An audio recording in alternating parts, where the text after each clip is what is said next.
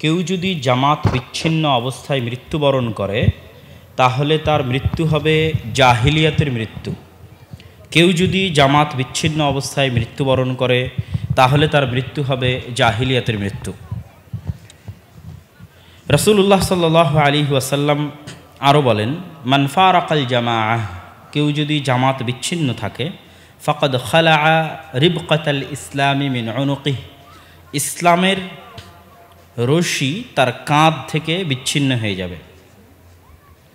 রাসূলুল্লাহ সাল্লাল্লাহু আলাইহি ওয়াসাল্লাম আরও বলেন, লা ইয়াহিল্লু দামু মরিইন মুসলিমিন, মুসলমানের রক্ত হালাল নয় যে মুসলমান আশহাদু আল্লা ইলাহা ইল্লাল্লাহ ওয়া আশহাদু আন্না মুহাম্মাদার রাসূলুল্লাহ বলে সাক্ষ্য দিয়েছে, তার রক্ত হালাল নয়, হারাম। তবে তিন শ্রেণীর মুসলমানকে হত্যা করা যায়।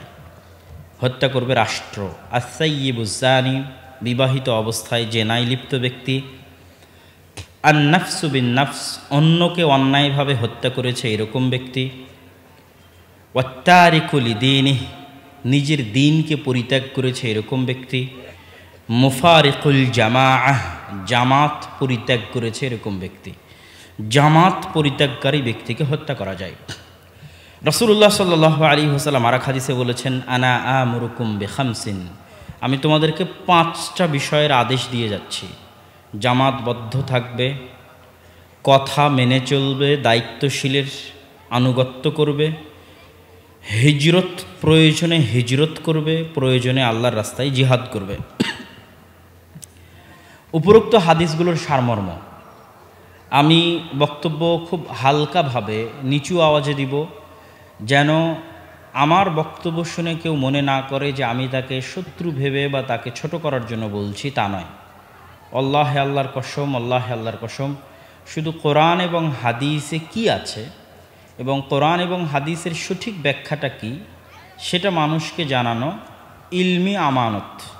সেই ইলমি আমানত থেকে আমাদের যে বিষয়গুলো নিয়ে বর্তমানে আলোচনা পর্যালোচনা হয় তার উপর ভিত্তি করে আমি যতটুকু বুঝি, আমরা যতটুকু সঠিক মনে করি ততটুকু উল্লেখ করার চেষ্টা করা। এর মধ্যে কারো প্রতি আক্রমণ করা, কারো প্রতি বিদ্রোহ করা সেটা কখনোই উদ্দেশ্য নয়। শুধু নিছকভাবে কোরআন এবং সহিহ হাদিসের ব্যাখ্যাটা তুলে ধরা, সালাফে সালেহিনের বুঝ অনুযায়ী। হাদিসের সারমর্ম কি? জামাতবদ্ধ জীবনযাপন ফরজ। জামাত বিচ্ছিন্ন ব্যক্তিকে হত্যা করা যায়। জামাত বিচ্ছিন্ন ব্যক্তির মৃত্যু হয় জাহিলিয়াতের মৃত্যু। জামাত বিচ্ছিন্ন ব্যক্তি ইসলাম থেকে বের হয়ে যায়। তাহলে আমি যে বিষয়কে বলবো যে এটা জামাতবদ্ধ জীবনযাপন, যেটাকেই বলি না কেন, আমি যদি আজকে বলি যে সালাফি কনফারেন্সে আসা মানে জামাতবদ্ধ জীবনযাপন করা, তাহলে আমার এই কথাটা তখনই ঠিক হবে যখন এই 4টা বাক্য এই সালাফি কনফারেন্সে আসার ওপর প্রয়োগ করা যাবে।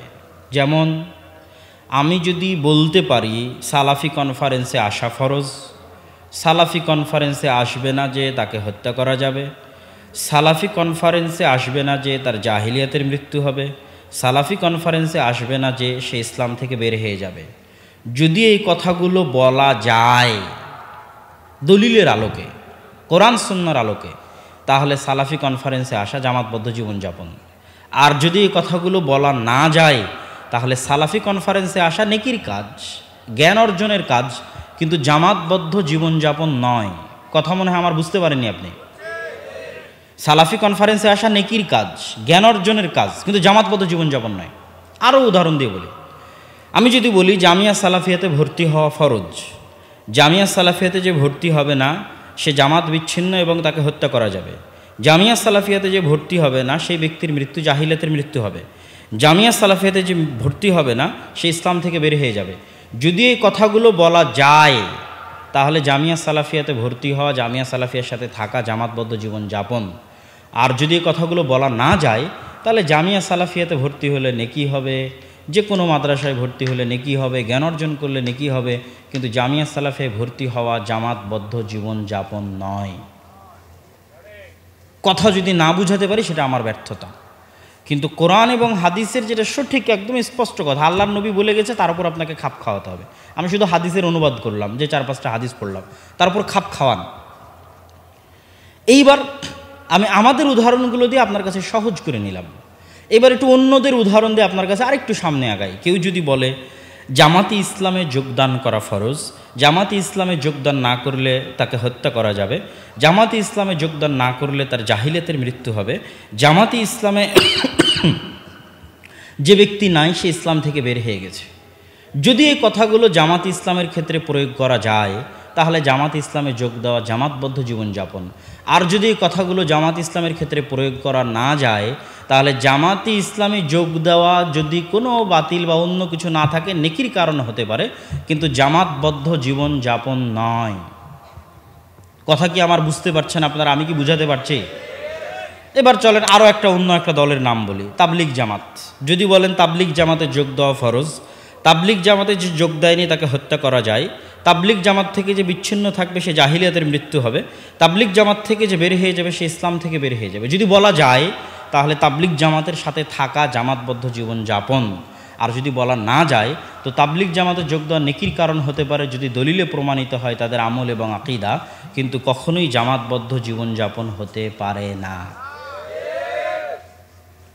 ওটাই জামাতবদ্ধ জীবনযাপন যার পরে কথাগুলো বলা যাবে, কেন এই কথাগুলো আল্লাহর নবী জামাতবদ্ধ জীবনযাপনের জন্য বলেছেন। এইবার আমি আমাদের আহলুল হাদিস এবং সালাফি আলেম ওলামার সম্মানে আমি আমাদের কোনো কারো নাম উল্লেখ করলাম না, কিন্তু আপনি এই উদাহরণ থেকে প্রয়োগ করে নিতে পারবেন যে কেউ যদি দাবি করে যে এইটার সাথে থাকা জামাতবদ্ধ জীবনযাপন এবং তার জন্য এই হাদিসগুলো প্রয়োগ করে, তাহলে এই জিনিসগুলো, এই হুকুমগুলো তার উপর আরোপ করতে হবে। এই হুকুমগুলো যদি আরোপ না করা যায় তাহলে ওইটার সাথে থাকা জামাতবদ্ধ জীবনযাপন দাবি করা একটা মিথ্যা দাবি এবং হাদিসের উপর অত্যাচার। আমি বলেছি আসমানের নিচে জমিনের উপর সবচেয়ে মাজলুম হাদিসগুলোর এক হাদিস হচ্ছে জামাতবদ্ধ জীবনযাপনের হাদিস। এবার আসেন, জামাতবদ্ধ জীবনযাপন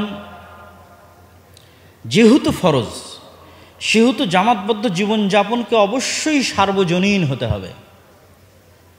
জামাতবদ্ধ জীবনযাপন যেহেতু ফরজ সেহেতু জামাতবদ্ধ জীবনযাপন করাটা অন্য কারো ইচ্ছার উপর নির্ভরশীল হওয়া যাবে না।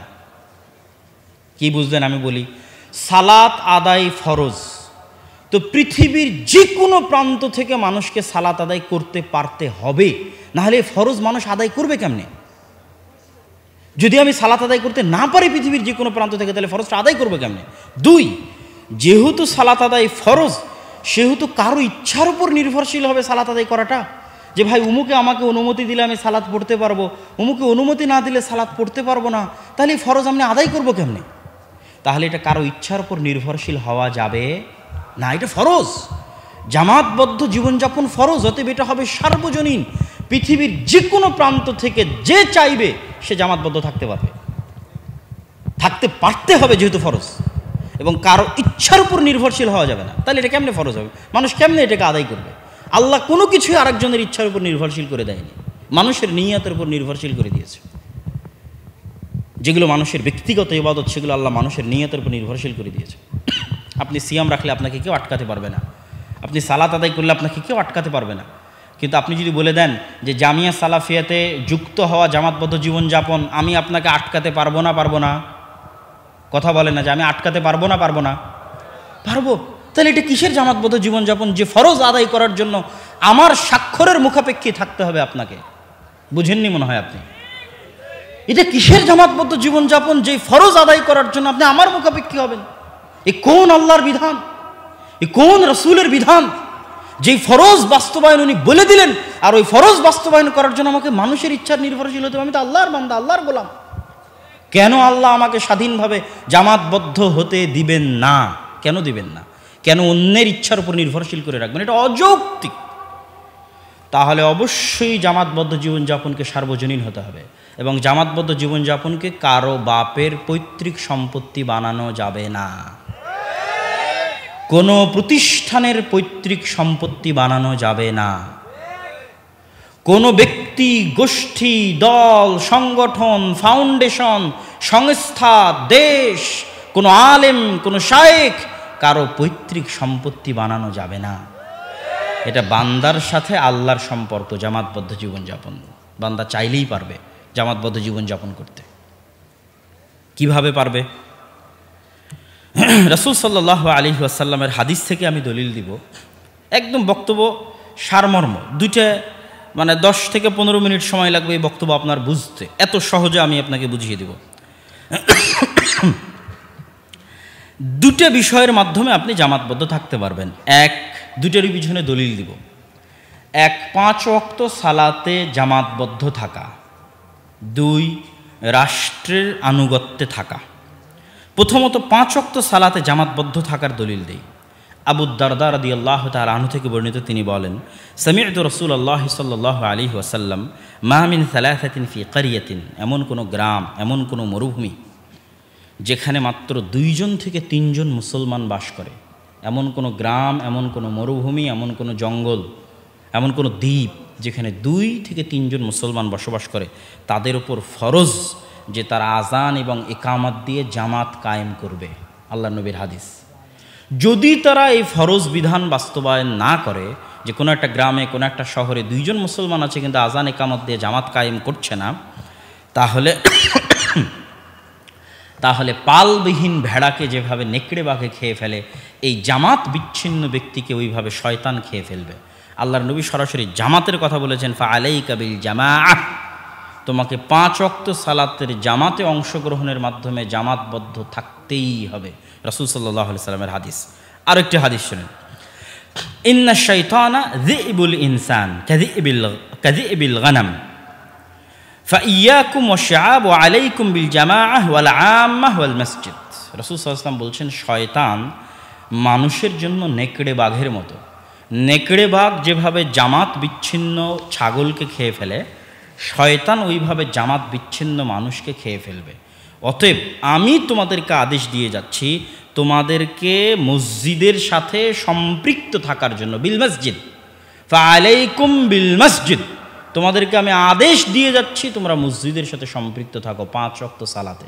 2 মুসলমান হলেও আজান এবং ইকামত দিয়ে জামাতে সালাত আদায় করো।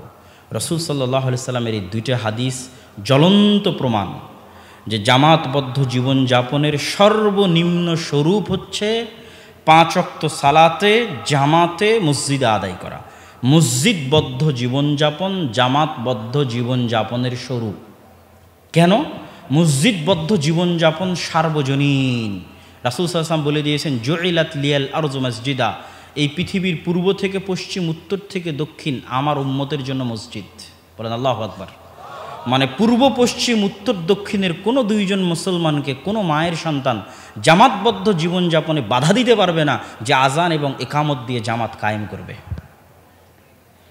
এবং আমি আরও স্পষ্ট করে বলি আপনাকে বুঝার সুবিধার্থে, যে মনে করেন আমি তাবলিগ জামাতের আমির, মনে করেন আমি জামাত ইসলামের আমির, মনে করেন আমি জামাত ইসলামের রুকুন।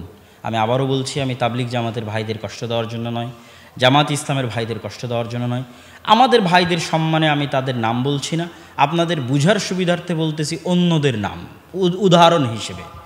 কেউ যদি এই দলগুলোর আমির হয়, রুকুন হয়, এবং সে যদি মসজিদবদ্ধ না থাকে, 5 ওয়াক্ত সালাতে মসজিদবদ্ধ না থাকে, তাহলে সে জামাতবদ্ধ নয়। কথা মনে হয় বুঝতে পারেননি?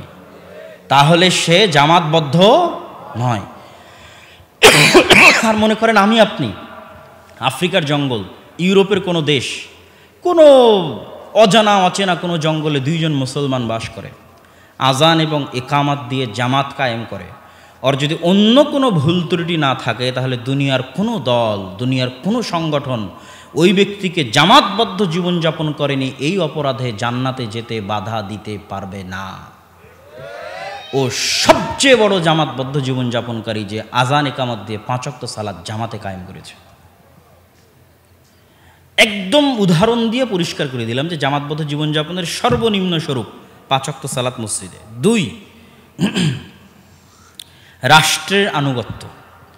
মুসলমানের জান ও মালের নিরাপত্তা রক্ষার খাতিরে কেন্দ্রীয় শাসন ব্যবস্থার অধীনে থাকা ইসলামের দৃষ্টিতে ফরজ। 1 সেকেন্ডের জন্য নেতাবিহীন থাকা যাবে না, মানে রাষ্ট্রীয় ক্ষমতা সম্পন্ন নেতাবিহীন 1 সেকেন্ডের জন্য থাকা যাবে না। থাকলেই নিরাপত্তার অধপতন হবে, রক্ত প্রবাহিত হবে, মা বোন ধর্ষিতা হবে, যেমনটা সিরিয়াতে হচ্ছে, যেমনটা লিবিয়াতে হচ্ছে, যেমনটা ইয়েমেনে হচ্ছে। তারা রাষ্ট্রীয় নেতার বিরুদ্ধে অস্ত্র উত্তোলন করেছে, অস্ত্র উত্তোলন করাতে নিরাপত্তা ধ্বংস হয়ে গেছে। ধ্বংস হওয়াতে ইহুদি খ্রিস্টানের হাতেও অত মা বোন ধর্ষিতা হয়নি, অত মুসলমান হত্যা হয়নি। 1 মুসলমানের হাতে যত মুসলমান নিহত হচ্ছে, বলে নাউজুবিল্লাহ। এই জন্য কেন্দ্রীয় শাসন ব্যবস্থা ফরজ। তাহলে যেখানেই কেন্দ্রীয় শাসন ব্যবস্থা আছে আপনি বাস সেটাকে মেনে নিলেন, এটার জন্য কারো কাছে যাওয়া লাগবে না, কারো কাছে কিছু করা লাগবে না, আপনি মেনে নিলেন, তার বিরুদ্ধে অস্ত্র উত্তোলন করলেন না, আপনি জামাতবদ্ধ আছেন। রাষ্ট্রের অধীনে জীবনযাপন করা সার্বজনীন, সবার পক্ষে সম্ভব। যে পৃথিবীর যে প্রান্তে আছে যে কোনো মুসলমান তার উপরে থাকা কেন্দ্রীয় শাসন ব্যবস্থাকে মেনে নিল, ও জামাতবদ্ধ আছে। এবং জামাতবদ্ধ থাকার এটা সর্বোচ্চ স্তর। আপনি চলমান বর্তমান যে ফাসেক রাষ্ট্র আছে, তথা আমাদের মুসলিম রাষ্ট্রগুলো এখন ফাসেক রাষ্ট্র, এগুলো একটাও ইসলামী খেলাফার আদলে চলে না। ইসলামী খেলাফার ওপর গত কয়েকদিন আগে পাতিরাতে আমি বক্তব্য দিয়েছিলাম, এবং আর একটা হচ্ছে ব্রাইদে বক্তব্য দিলাম, যেখানে বলেছি যে 5 ওয়াক্ত সালাত মানে ইসলামী রাষ্ট্র নয়। যে একটা ইসলামী রাষ্ট্রের সবাই 5 ওয়াক্ত সালাত আদায় করে, এটা ইসলামী রাষ্ট্র নয়। একটা ইসলামী রাষ্ট্রের সবাই পর্দা করে, এটাও ইসলামী রাষ্ট্র নয়। ইসলামী রাষ্ট্র কোনটা? এগুলো তো থাকবেই, কিন্তু মৌলিকভাবে ইসলামী রাষ্ট্র কোনটা? যেই রাষ্ট্র তার শতভাগ নাগরিককে সমানভাবে ন্যায়পরায়ণতা, ন্যায় বিচার, সততা দিতে পেরেছে, ওটা ইসলামী রাষ্ট্র। তা আমাদের এগুলো তো ইসলামী রাষ্ট্র নয়, এগুলো তো ফাসেক রাষ্ট্র। এখানে না দিন আছে, না ধর্ম আছে, না এখানে মানুষের ন্যায় বিচার আছে। কিন্তু এই ফাসেক রাষ্ট্র জামাতবদ্ধ জীবনযাপনের স্বরূপ হতে পারে যতক্ষণ এই ফাসেক রাষ্ট্রকে আপনি কাফের না বলছেন, যতক্ষণ এই ফাসেক রাষ্ট্রকে আপনি দারুল কুফুর না বলছেন, যেটা দারুল কুফুর হয়ে গেছে, এর যে নেতা সে কাফের হয়ে গেছে, এটা ওপেন ঘোষণা দিয়ে বলতে হবে। তবেই আপনি আর একটা 10 জন 15 জন মিলে জামাতবদ্ধ জীবনযাপনের স্বরূপ দাঁড় করাতে পারবেন। তবেই আপনি আর একটা দায়িত্ব নিয়ে বলতে পারবেন যে হ্যাঁ, আমার এটা জামাতবদ্ধ জীবনযাপন, আমি এটার নেতা, তোমরা আমার আনুগত্য করো, তোমরা আমার কথা শোনো। এটা কখন বলতে পারবেন? তখনই বলতে পারবেন যখন এই রাষ্ট্রকে আপনি কাফের রাষ্ট্র বলে দিবেন, এই রাষ্ট্রের নেতাকে কাফের বলবেন, এই রাষ্ট্রকে দারুল কুফর বলবেন। কিন্তু যখন এই রাষ্ট্রকে দারুল কুফর বলবেন না, এই রাষ্ট্রের নেতাকে কাফের বলবেন না, ফাসেক মুসলিম বলবেন, ফাসেক মুসলিম রাষ্ট্র বলবেন, আবার আপনিই 10-15 জন মিলে বলবেন যে না, আমার এটা জামাতবদ্ধ জীবনযাপন, সেটা জামাত ইসলামী হোক, সেটা তাবলিগ জামাত হোক, আর যেই হোক, তখন সবচেয়ে বড় সমস্যা কি দাঁড়াবে জানেন? রাসূল সাল্লাল্লাহু আলাইহি ওয়াসাল্লাম বলেছেন, একই এলাকায় একই সাথে 2 জন যদি নেতৃত্বের দাবিদার হয়, আনুগত্যের দাবিদার হয়, রাষ্ট্রীয় ক্ষমতার দাবিদার হয়, জামাতের দাবিদার হয়, তাহলে আর একজনকে তোমরা হত্যা করো। এখন কোথায় যাবেন? একই সাথে একই জায়গায় একই এলাকায় রাষ্ট্রীয় ক্ষমতার দাবিদার, জামাতবদ্ধ জীবনযাপনের দাবিদার, ইমারাতের দাবিদার একের অধিক ব্যক্তি হতে পারবে না। যদি আমি আজকে এখানে একটা নতুন ইমারত খুলতে চাই, আল ইমারা আল ইসলামিয়া বে আফগানিস্তান, এরকম আজকে আমি আবদুল্লাহ আজকে এখানে নতুন একটা ইমারত খুলবো আপনাদেরকে নিয়ে, আল ইমারা আল ইসলামিয়া বে বাংলাদেশ, এটা কখন খুলতে পারবো? আপনাদের কাছে বায়াতও নিতে পারবো, আপনারা আমার অধীনে আমার অনুসরণও করতে বাধ্য, আমার সাথে জিহাদও করতে বাধ্য। এটা কখন করতে পারবো? যখন আমি ওপেন ঘোষণা দিব এই রাষ্ট্র কাফের, এই রাষ্ট্রের নেতা কাফের। বুঝেননি মনে হয় আমার কথা? এটা যদি আমি ওপেন ঘোষণা না দিতে পারি, তাহলে এটা তো আমার মুনাফিকি। ঘোষণাও দিতে পারছি না, আবার আমি আর একটা জামাত কায়েম করে রেখেছি যে আমি এটা আমার সাথে থাকলে তোমরা জামাতবদ্ধ জীবনযাপন করবে, আমার আনুগত্য করা তোমাদের জন্য জরুরি, যেমন আল্লাহ রাসূলের আনুগত্য করা জরুরি। এটা একসাথে দুইটা যদি হয়ে যায়, রাসূল সাল্লাল্লাহু আলাইহি ওয়াসাল্লাম বলেছেন আরেকজনকে হত্যা করতে হবে। আর জামাতবদ্ধ জীবনযাপনের যে রাষ্ট্র, এই রাষ্ট্রের যিনি দায়িত্বশীল হবেন, যিনি দাবি করবেন যে আমি জামাতবদ্ধ রাষ্ট্রের একজন প্রাইম মিনিস্টার বলেন, আমির বলেন, প্রধানমন্ত্রী বলেন, মালিক বলেন, বাদশাহ বলেন, ওয়াজির বলেন, অবশ্যই তার হুদুদ বাস্তবায়ন করার ক্ষমতা থাকতে হবে। হদ জারি, চুরি করলে হাত কাটতে পারবে, জেনা করলে রজম করতে পারবে, এটা থাকতে হবে। এটা ছাড়া ইসলামের ইতিহাসে গত 1400 বছরে পাওয়া যায় না যে কারো কাছে এরকম রাষ্ট্র ক্ষমতা নাই, হুদুদ বাস্তবায়ন করার ক্ষমতা নাই, আর সে জামাতবদ্ধ জীবনযাপনের দাবিদার হয়ে আছে এবং মানুষের আনুগত্যের দাবিদার হয়ে আছে।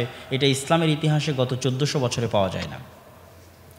এবার আমি আমার বক্তব্যের শেষের দিকে চলে আসি। তাহলে আমাদের অবস্থান কি? অনেক সময় অনেকেই ভুল বুঝে যে আমরা হয়তো সংগঠন বা দল বিরোধী কথা বলি। না, ওয়াল্লাহে আমরা সংগঠন বা দল বিরোধী নই, কখনোই না। আমি বক্তব্যের শুরুতে আপনাকে উদাহরণ দিতে দিতে জামিয়া সালাফিয়ার কথা বলেছি, উদাহরণ দিতে দিতে সালাফি কনফারেন্সের কথা বলেছি, জামাত ইসলামের কথা বলেছি, তাবলিগ জামাতের কথা বলেছি। যদি 3টা বা 4টা শর্ত আমরা পূরণ করতে পারি তাহলে যে কোনো প্রকার দল সংগঠন করলে ইসলামের জন্য নেকি হবে। সেই 3-4টা শর্ত কি? নির্দিষ্ট কোনো দল বা সংগঠনকে জামাতবদ্ধ জীবনযাপনের মানদণ্ড মনে করা যাবে না। নির্দিষ্ট কোনো দলের জন্য জামাতবদ্ধ জীবনযাপনের হাদিসগুলো প্রয়োগ করা যাবে না। প্রয়োগ করলে এটা আল্লাহর নবীর উপর অযথা মিথ্যা অপবাদ দেওয়া হবে, শুধু হাদিসগুলোকে বিকৃত করা হবে, অযথা হাদিসগুলো নিয়ে টানাছাড়া করা হবে, সবাই করছে।